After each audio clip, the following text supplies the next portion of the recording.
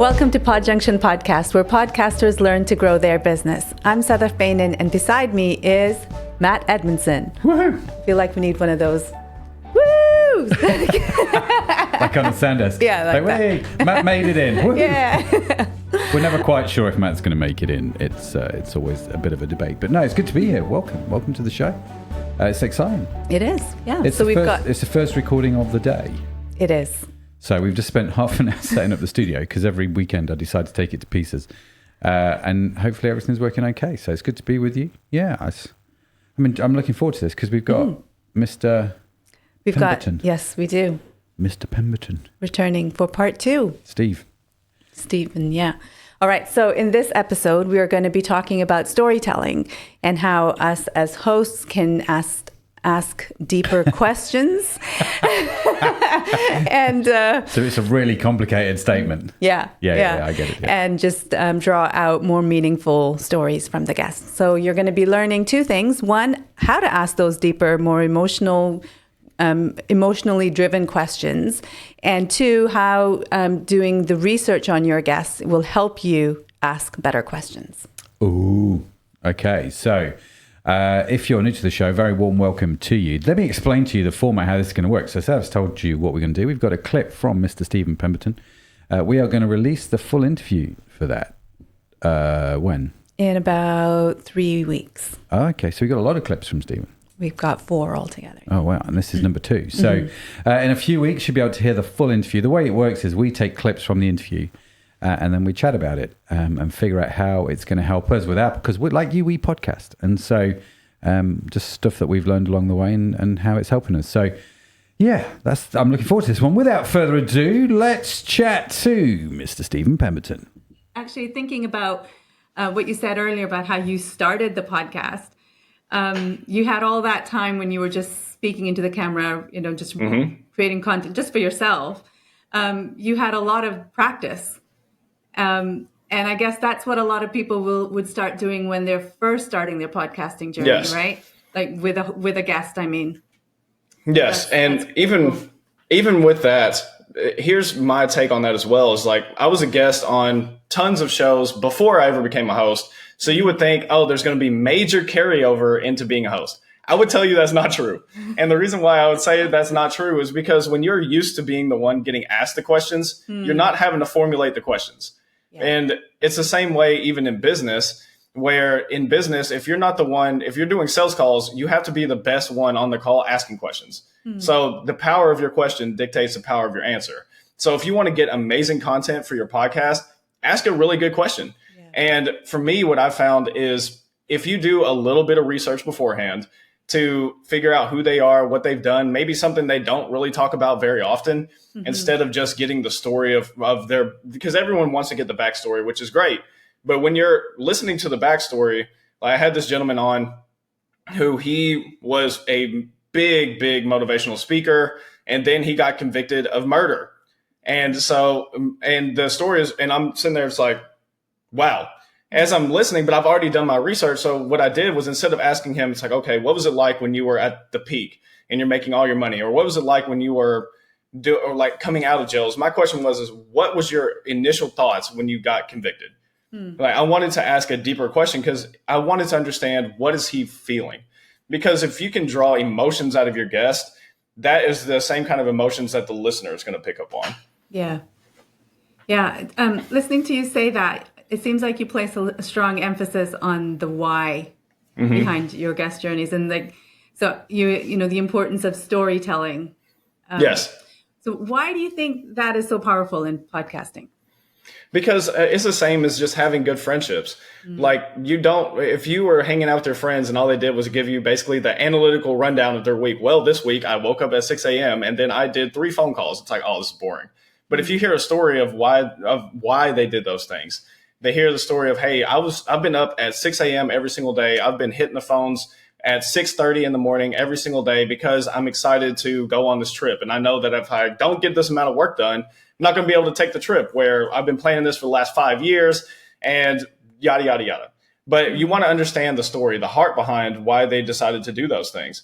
And just asking that simple question. I mean, as kids, if for me, I have a son, he asks this question all the time, but he will ask why. And just asking that one question, when people sit there and they start telling you, it's like, I did this and I did this and I did this, and these are the things that work for me. It's just asking why. Like for some people, there's even in business and podcasting, they will have rapid acceleration. And to them, that seems normal. But to other people who haven't had the same rapid acceleration, asking the question why, it's like, why? Why do you think that you had that massive acceleration in your business? Oh, then they have to actually investigate. Instead of it just like magically happened overnight, they got to go back 10 years and say, well, I did this and this and this and this. And I remember when I was sleeping on the couch and I was working 21 hours a day, and these are the things that I had to go through. It's like now you're getting to distill down stories. And stories, even in business, stories sell more than anything else. So if you can have a powerful story, and even for my people listening, where if you're looking at corporate jobs, I used to be a manager in corporate for a long time, is having powerful stories. If somebody asks you, hey, give me an example of a time where you had to reprimand somebody for something that they did. Instead of you saying, well, this one time I talked to Jim and I told Jim that he did that bad, is have a really powerful story of Jim was on this forklift and he almost ran somebody over and I noticed it. And instead of me just going straight to the supervisor, I went to Jim and I said, hey, Jim, I saw that you were on your cell phone, and with you being on your cell phone, you almost hit Gary, and Gary's got a wife and 2 kids. And I just want to let you know that if you hit Gary, it's like, then we're all set back. But just having a story for those situations is going to sell you more.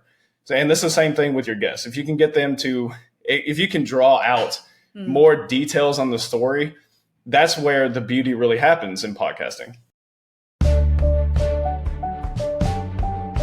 If that got you curious and you want to catch the full episode, be sure to subscribe to the show. We've got plenty more great conversations coming up.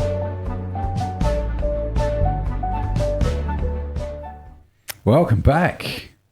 That was a short clip. That was short, but it was good. Short but good. Short but good. I like that. He talks at the end there about story, and I was listening to a podcast with Carey Nieuwhof and Malcolm Gladwell recently. And Carey was asking Malcolm about his writing process, because Malcolm Gladwell is a prolific writer. And have you ever read any of his books? I have, yeah. They're quite engrossing. Do you know what I mean? You get engaged. I heard him speak once at the Philharmonic. Oh, wow. And for 2 hours, he just stood on stage, hardly moved, but you were totally captivated by what he was saying for 2 hours.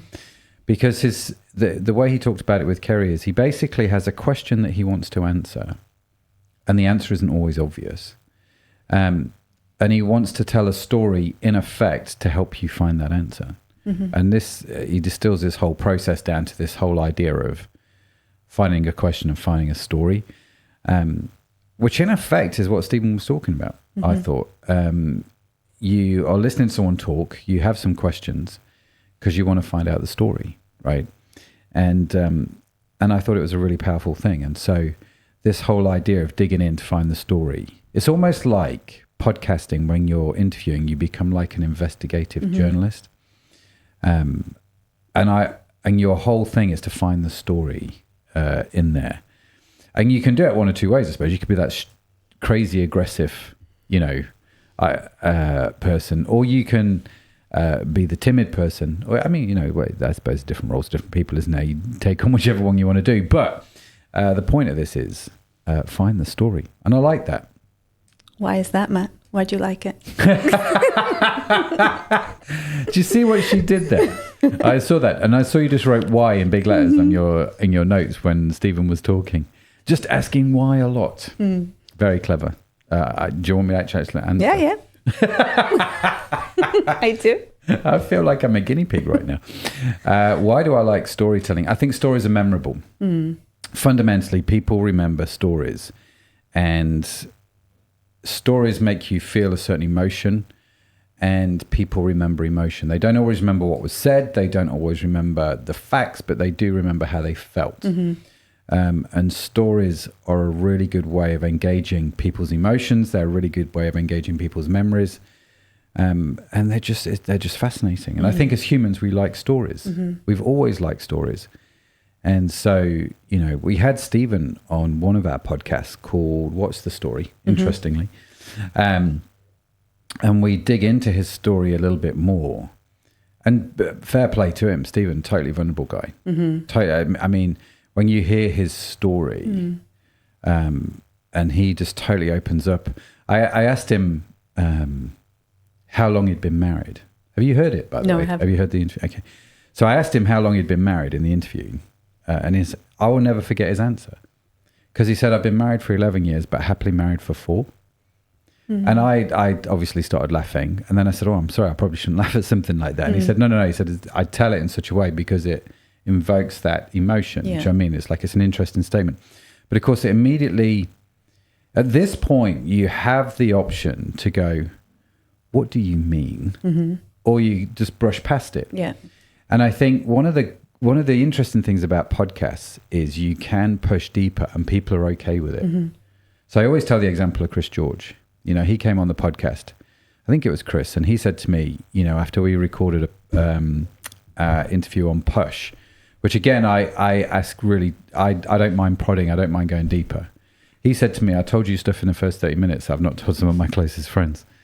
And and that's one of the beautiful things about podcasting. If you and I were down in the pub, right, and you were a stranger and I'd never met you, and I started asking you some of the questions that I would ask you on the podcast, you'd be like, who is this lunatic? Get away from me. You are like, I don't want to give you this much information.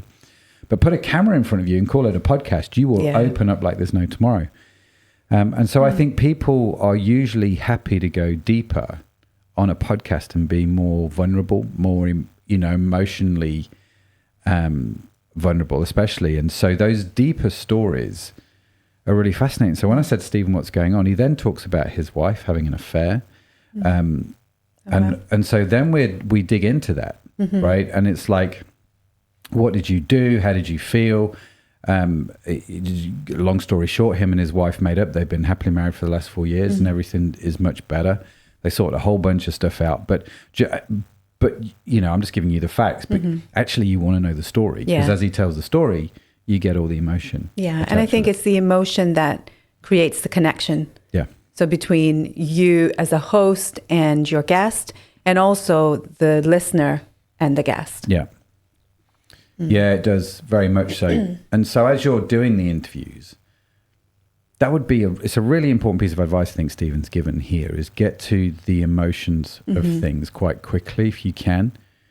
And so the facts are, so when Steven talked about his wife, they were the facts. And they're shocking facts in many ways. But if you leave it there, you kind of, as a listener, I think you feel a little bit, not cheated, but it's like, it's want to know more. Yeah, it just feels a little bit incomplete. And so asking how you felt about that, how did you deal with that, getting into it an awful lot more, it draws people in. And Steven was more than happy to talk about it. And I think, you and I have recorded some podcasts. And again, you can state facts, but it's more about, well, what did that mean? How did you feel? It just draws it out so much more, right? Yeah, it's allowing them space to be more reflective, isn't it? Rather than just the facts, as you say. Yeah, it is. It is. If you think about it, what's the most memorable interview, podcast-wise, that that we've done for you?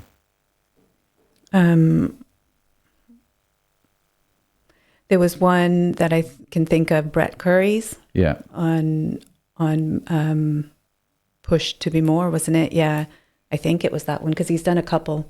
Yeah. But in both of the ones he did, he was very open about his life, and I some of his story I could resonate with.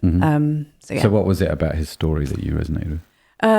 His mom passed away, didn't she? Yeah, which when he was 15, she died of cancer. Yeah. Yeah, and my mom's passed away. So being able to, his is obviously everyone's story is very different, but a lot of the emotions I think were quite similar.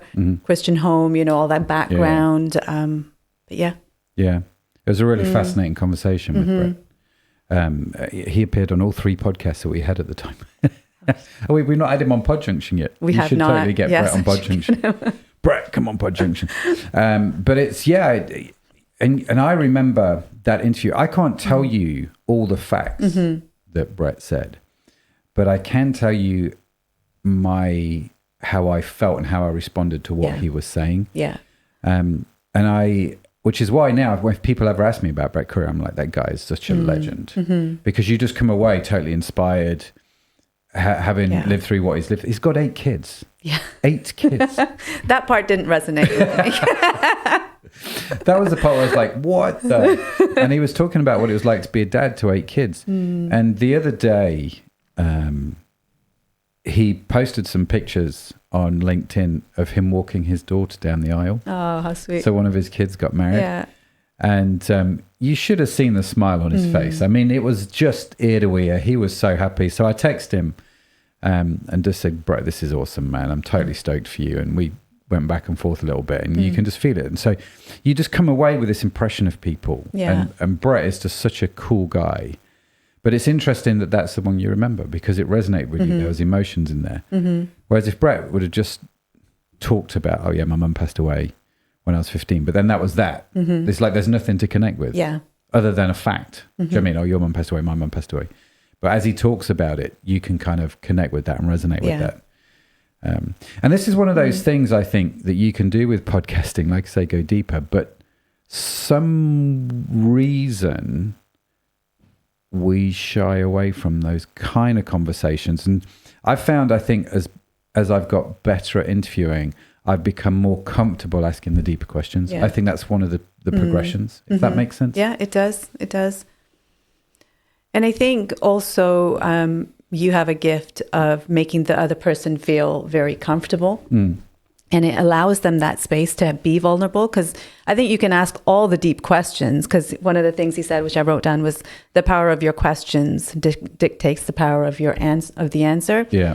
And I think you can ask all the great questions, but if the person's not willing to open up, and they need that place to feel like they can. So true. They need to feel like they trust you. It's an interesting question, isn't it?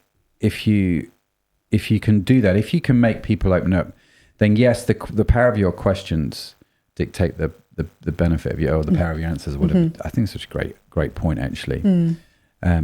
So being comfortable and confident just to ask those questions can take a little bit of practice. I'm not going to lie, it is, because it's not how we normally talk to each other, unless you're like a counselor, in which case you're down, right? You'd be like, I don't want to do the deep questions. I do that work all day. What's wrong with that? I just want to have this trivial pub questions. But it's one of those where, and actually that's a good point. Sorry, just go off on a side tangent here. Not everything has to be deep. So, for example, comedy podcasts work because of the joy and the laughter, which is ultimately an emotion. So it's an emotionally driven question if it creates laughter. Yeah. Do you see what I mean? Yeah. So it's not always deep. It's not always, oh, my mum passed away. But can you make, and it's always a challenge, can you make the person on the other side of the lens that you're talking to, or the other side of the table, can you make them laugh? Right? So in Podjunction, my strategy is not to sit here and ask Sadaf, like, you know, what's driving your emotions this week or whatever. Do you know what I mean? And we have, you know, whatever it is. We don't. This is not the place for those kind of conversations. But I do like to laugh, so we do have a lot of banter. Usually at your expense. Yes, always at my expense. That's because you keep doing things like breaking your wrist. I know. You should give listeners an update. Still fooshed. Everyone's like, what? Some kids in the car listening to the podcast going fooshed. You have to listen to the last episode to understand what that means. Yeah, what does it basically, mean? fall on outstretched hand. Yeah. Which is what I did. It is a proper medical term. Yes. It's not just set up. Yes, Google it. And ended up with a hairline fracture and not able to drive. So that's my life right now. How does that make you feel? Not good. Yeah, we could do it. So just to clarify, you know, whilst we've been talking a little bit about Brett, who's a legend, and Steven, and some of the stuff he shared, emotions don't always have to be those deep, vulnerable things. It can be humor. And I think bringing emotion into it, you've obviously got to make sure it's right for your environment. Like on the e-commerce podcast, I'm just trying to think. There have been a few times where people have just opened up. Like I was recording yesterday with Lucy Toon, and she just talked about how she was talking from a founder's point of view. And when you do founder's stories, this is a great place to bring the emotion stuff out.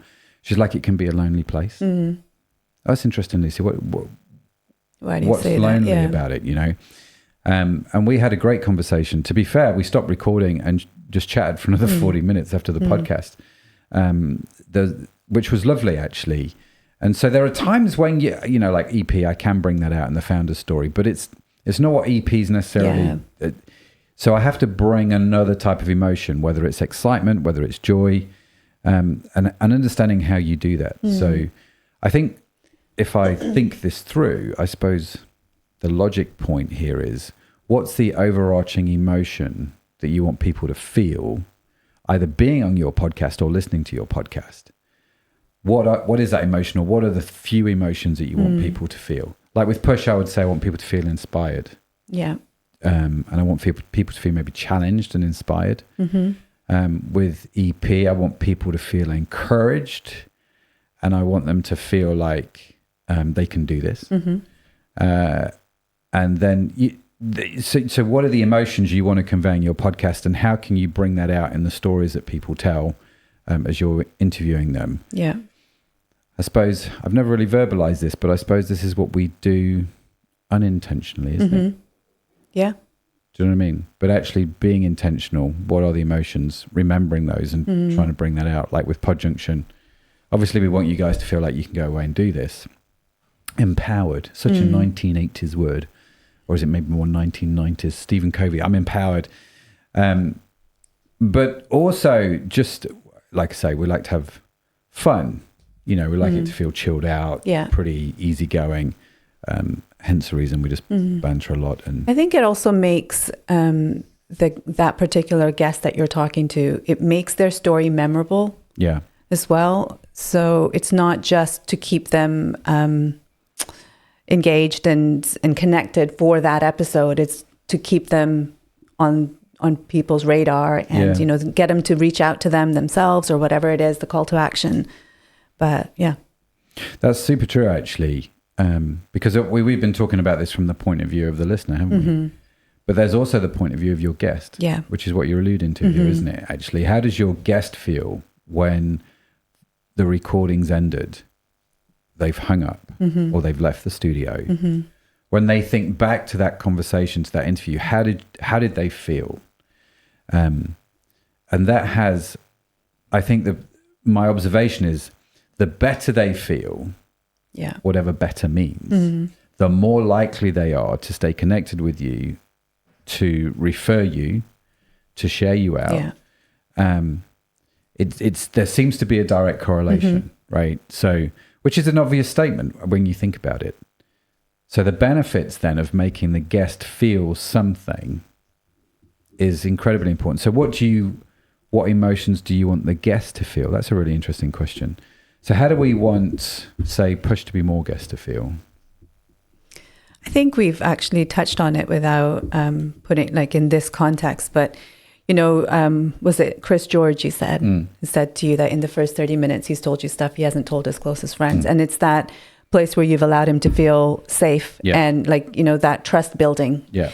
That, I mean, granted, you guys do know each other from a different podcast, so it wasn't like the first conversation. But I think trust building is probably a big thing there. Very much so. You want the guest to feel like they can trust you and that they're safe. Yeah. These aren't words that I think I've never heard anybody say, "Oh, Matt, I felt really safe with you," when I've been doing a podcast. No, but as like you were talking about, you know, you like to have a laugh, you like to banter, and you do that on your podcast. But you're also, as you said yourself, you like to ask the deeper questions, and you go below the surface quite a bit too. So I think that as a package is quite nice because you're kind of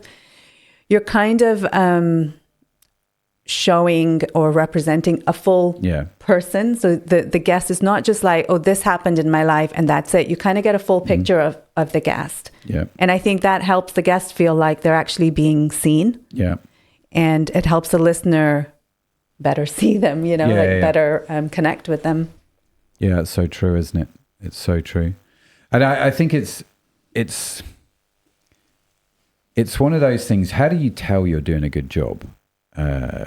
You can obviously measure the comments at the end of the interview, but as you're going through, you can tell from body language. Mm-hmm. I think you can tell by how willing people are to go deeper. And this is where there's this real tension occurs, I think, when you're interviewing people. If you are pushing on something that's sensitive, like, you know, your mum passed away, or you had infidelity in your marriage, or whatever it was, right? There's this real this fine line that I don't know how to explain to you, other than you just practice and you just get to know, is how far can I push? Mm-hmm. And I think reading the person in front of you and understanding where they're at is critical. So if you've pushed a little bit and they've not really responded, then pushing more is probably not going to be that helpful.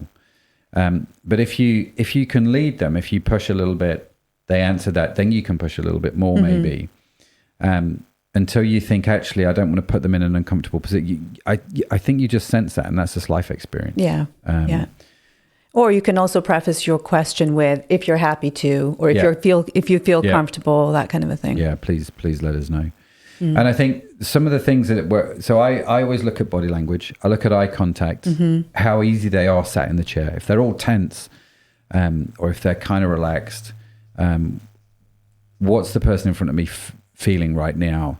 I'm not very emotionally aware of people in front of me, but I do try. Especially when I'm doing an interview, you know, you're constantly thinking about these things. And there are a few tells, right? So, for example, if they stop and look up and go, it's like, I actually want to think about this question. Do you know what I mean? I don't just want to, that's usually a good tell. Or if and sometimes they'll actually say, that's a really good question. Haven't thought about that before. Yeah. And that's when you kind of go, right, this is going to be a really interesting guest, because they like interesting questions. They like to sit and think about the answers. Mm-hmm. And you're like, okay. Yeah. And so, I think it relaxes you as a host too, right? Yeah, it does. I always look out for little things like that, little tells that people have, the way they sit, what the words they use. And being comfortable with silence is a big one. Because I always think I can cut out silence, but I don't think we ever have. But I remember I asked Lucy a question yesterday. I can't actually remember what the question was on the podcast recording. But I remember her thinking about it for like 3 or 4 seconds. And I'm okay with that. Mm-hmm. I don't need to fill that void. Yeah. And I think sometimes as an interviewer, you're constantly thinking, what's going on a bit long? We don't like silence. And so you'll then fill that silence. And actually, if you just leave it another second or two, you'll find there's some real gold then that comes. Yeah. And just looking at the camera and just nodding slightly, like, I'm okay with this silence, but you're either going to tell me you don't want to answer the question, or actually something great's going to come out of you, and I'm okay with that. I think that's another lesson we've learned. Yeah. Be quiet. Just ask the question, sit back and let them answer. Yeah. Rather than just peppering them with questions. And then finally, I'd probably say the only other thing that I can think of in all of this is the quality of your question. So what was that quote from Steven? The power of your question dictates the power of the answer. Okay. One of the great ways that you can do this, if you, for example, are doing a podcast that is inspirational, a bit like Push, we want people to feel inspired. We quickly realize with that show that the tone for the podcast is set by the very first question we ask. Yeah. Whereas with EP, the e-commerce podcast, which I host, which doesn't need to go to that kind of depth unless I'm with a founder, but that tends to be small talk, right? Like, where are you? What's the weather? How did you end up in the job that you're in? Just get them talking for a few minutes and then you're off and running. But with Push, we're very, very intentional with that first. Maybe we should be with EP, but with Push, it's like, actually by setting out a really great first question, it sets the tone for the rest of the podcast. Yeah. And we've talked about this before on the show, that actually the question, it's the only question we tell our guests ahead of time that we're going to ask, because the rest of it's conversational. And we always start off the podcast in exactly the same way. If you had your own podcast and you could have a guest on the show from your past or your present who's been a big influence on your life, who would you have and why? Yeah. Right. And the answer is always an emotional one, because whoever they say has had a big impact on them. That's the whole point of that question. Yeah. It's like, and whoever they say, and we've had people, like I said before, they've mentioned people like Dolly Parton, which part of you kind of thinks, well, it's Dolly. I like Dolly. I like her music usually, and it's fine, but I don't know if she'd be on my list. But for that person, obviously, Dolly Parton is a really important person and has really impacted them. And so my job is not to judge. My job is to ask why. Why, yeah. And that totally sets the tone for the rest of the conversation. Yeah. And when I do the pre-calls for Push to Be More and I tell them about that, their eyes light up. They really like that part. Yeah. Because people want to brag about people that have been a big influence in them or for them. Yeah. It's like, oh, this is great. I get to talk about so-and-so. It's not a question people normally ask. And again, if I was down the pub and I walked up to you and said, hi, my name's Matt. Let me ask you a question. If you could have anybody as a guest on a podcast, who would it be and why? You'd look at me like I was about half crazy, but and you'd probably be right. But it's one of those where you kind of think it's not working in that environment, but in the podcast environment, it's amazing. Yeah.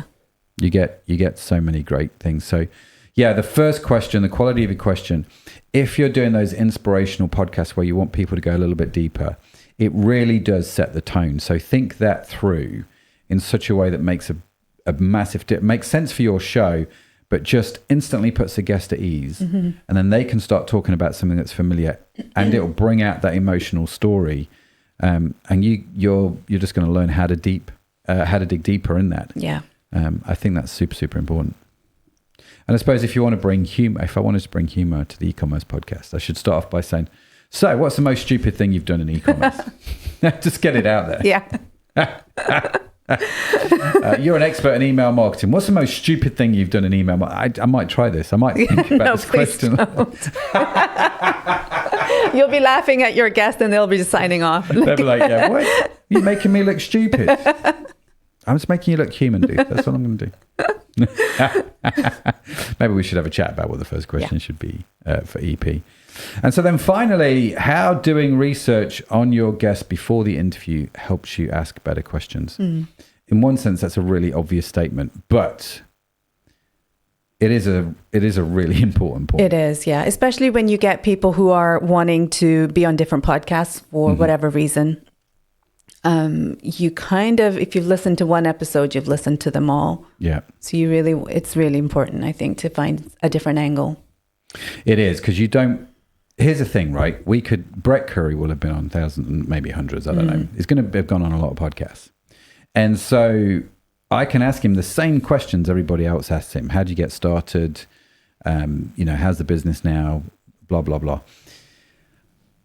And it means that if somebody wants to find out more about Brett Curry and they go to my podcast, same as everybody else, and I'm not trying to be different for the sake of being different. What I'm trying to do is make it interesting for Brett, because I want Brett to feel a certain way about being on my podcast. I want him to come away and go, you know what?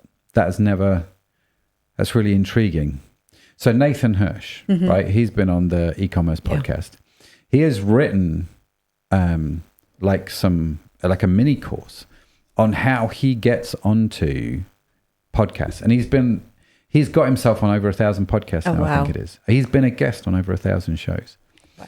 And if you go and ask Nathan, what are the 5 standout shows you remember? Because again, for him, you want him to feel a certain way. And it just so happened when he came onto EP, I didn't want Nathan just to think, I don't think Nathan would, but I didn't want him to, in his head, just to go through the ropes. Do you know what I mean? I'm just on the show.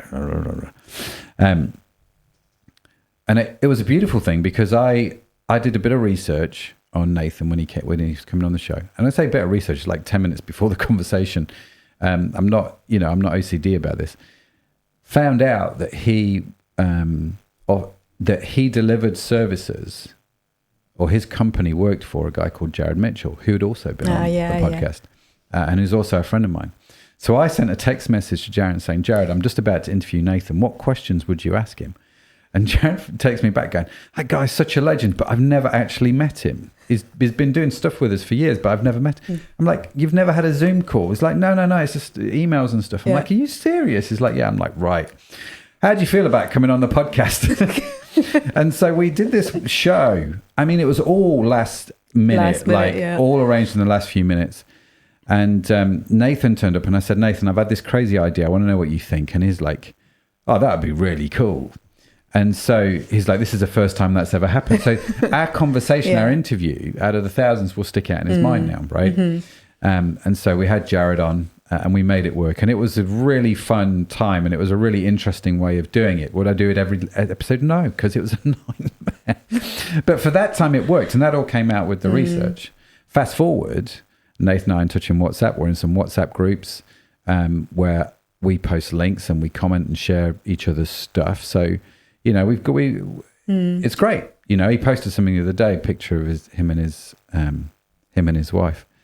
I think he made a comment about, you know, people keep asking me, did I marry my VA? Because she's from Vietnam. And so I think people just assume she's from the Philippines because he does this whole thing about hiring VAs from the Philippines, right? It's one of his companies. And if you ever want to do that, go talk to Nathan because he's a genius at it. But so people just say, did you marry your VA? Which I think is quite a rude question in many ways. And so he was talking about that on Instagram. And I just wrote on Instagram, yeah, but you're still punching. And, you know, and it's just those kind of things which become memorable. And I can do that with Nathan because of the way the interview was. Yeah. Do you see what I mean?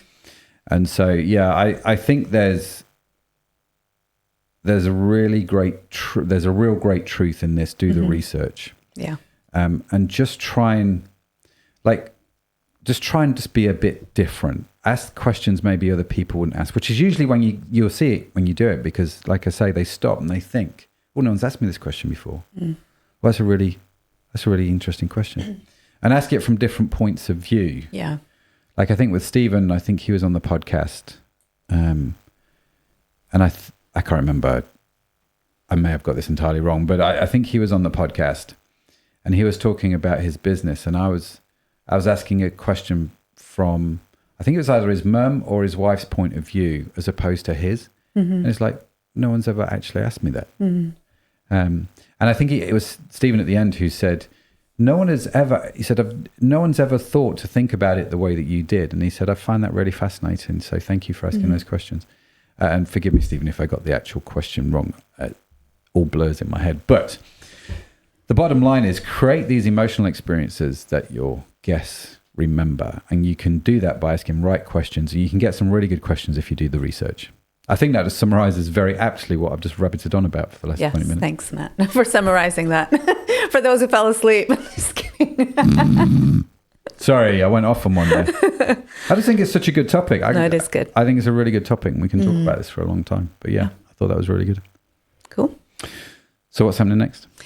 Stephen again next week, and he is talking about building authentic relationships. So a little bit continuing on from this. Ooh, it's going to go deeper. I want to go deeper. But I don't know how to... I'm going to stop singing now. Yes, thanks. I was singing in the office earlier, wasn't I? I was doing something, play music, and you just slammed your coffee cup down on the desk. Shock you out of it.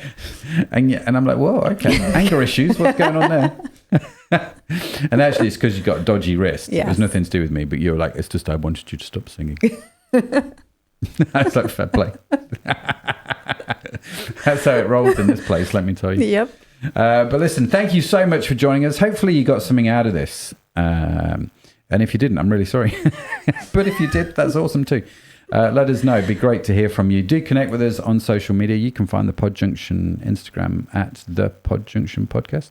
Yeah. Is that right? Did I get that right? No, Podjunction Podcast. Podjunction We Podcast. dropped the. We dropped the. Yeah, the. Yeah. Okay. Just Podjunction Podcast. Just come along, say, how's it? Or find me at Matt Edmundson or your... I am Sadaf Beynon. I know you are, but what's your Instagram handle? Hey!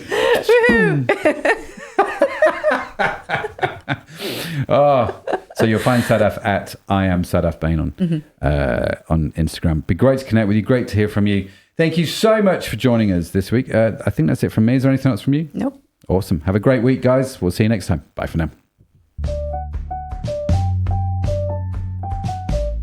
And that brings us to the end of today's episode at Podjunction. If you've enjoyed the insights from this episode and want to hear the full conversation with today's special guest, don't forget to visit podjunction.com, where you'll find more information about how you can join Podjunction cohort. Whether you listened while on the go or in a quiet moment, thank you for letting us be a part of your day. Remember, every episode is a chance to gain insights and to transform your business with podcasting. So keep on tuning in, keep on learning, and until next time, happy podcasting.